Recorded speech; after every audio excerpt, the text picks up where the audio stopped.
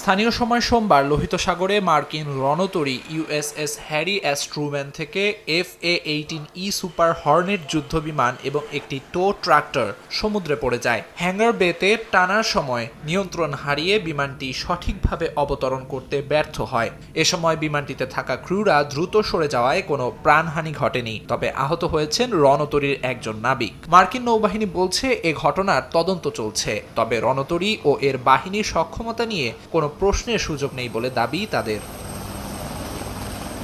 মার্কিন নৌবাহিনীর পক্ষ থেকে আরও জানানো হয়, সোমবার ভোরে ইয়েমেনে হামলা চালিয়ে ফিরে আসে যুদ্ধবিমান FA-18E সুপার হর্নেট। এ সময় বিমানবাহী রণতরী ইউএসএস হ্যারি এস ট্রুম্যানে অবতরণ করতে শুরু করে যুদ্ধবিমানটি। তবে হাউথি গোষ্ঠীর ড্রোন হামলা এড়াতে হঠাৎ করে দিক পরিবর্তন করতে শুরু করে রণতরীটি। ঠিক সেই মোড় নেওয়ার সময়ই যুদ্ধবিমানটি এয়ারক্রাফট এলিভেটরের ওপর থেকে পিছলে সাগরে পড়ে যায়।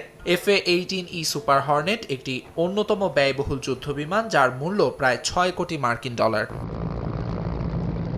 লোহিত সাগরের উত্তপ্ত জলসীমায় প্রতিদিনই মার্কিন নৌবহর লক্ষ্য করে ড্রোন, ক্রুজ ও ব্যালিস্টিক মিসাইল হামলা চালাচ্ছে হাউথিরা। গেল মার্চ থেকে শুরু হওয়া অপারেশন রাফ রাইডারের অংশ হিসেবে ইউএসএস ট্রুম্যান নিয়মিতভাবে ইয়েমেনে হাউথি ঘাঁটিগুলোতে বিমান হামলা চালিয়ে আসছে।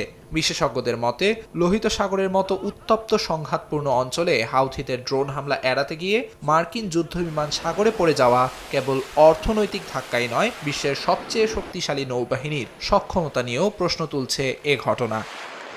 আমিরুল ইসলাম আলিফ, সময় সংবাদ।